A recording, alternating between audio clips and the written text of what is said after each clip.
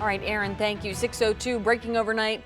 Demonstrators from coast to coast are taking to the streets to protest after a grand jury in Louisville, Kentucky charged one of the three officers involved with the death of Breonna Taylor for allegedly endangering her neighbors during the shooting. Yeah, but the grand jury did not wind up bringing any charges against the officers in connection directly with Breonna Taylor's death. The grand jury did indict the former Louisville police officer named Brett Hankinson with 3 counts of wanton endangerment. He faces a 5-year sentence on each of those counts if he's convicted. He was one of the officers who opened fire at Taylor's apartment back in March. She wound up dying from those gunshot wounds. They had been serving a warrant at the time at what turned out to be the wrong house. Kentucky's Attorney General said the case was put together with ballistics evidence and 911 calls because there was no video from the officers' body-worn cameras.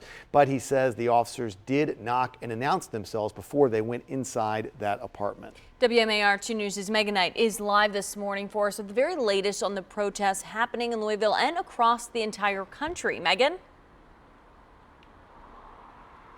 Yeah, that's right, Ashley. From New York and Atlanta to Sacramento and Los Angeles, thousands of people taking to the streets in cities across the country to protest after the announcement came on the grand jury's decision in Breonna Taylor's death. Now, in Louisville, Kentucky, really the epicenter of all this, police are still out and about in the downtown area this morning to enforce a curfew that has now been put into effect over the next few days there.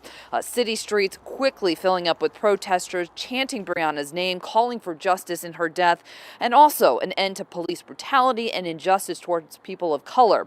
Now, at some point during the demonstrations, 2 Louisville officers were shot. The city's police chief says that they are both doing okay. Their injuries were not life-threatening, and one person was arrested in connection to that shooting. Both President Trump and Democratic presidential candidate Joe Biden tweeting about those officers, saying they're thinking of them along with their families. Now, major cities across the country did see large groups of protesters coming out expressing their frustration over the grand jury's decision for Breonna Taylor and really just for the injustices against people of color. Many people in Minneapolis, for example, coming out last night to demonstrate. That city still dealing with a lot of pain and emotion from the death of George Floyd by police earlier this year. It makes you feel somewhat hopeless because I had some hope when America witnessed George Floyd's murder that things may get better. I'm just scared that I'm going to live in this nightmare where all I feel like my number one weapon against brutality is dreaming. Now, we haven't seen any big protests so far here in Baltimore, but this is video of a protest that took place in D.C. last night. Hundreds taking to the streets there, marching along Constitution Avenue and then making their way down towards what's now being called Black Lives Matter Plaza. That's right on 16th Street Northwest in downtown D.C. But there are a couple of protests that are being planned and in the works here in Baltimore.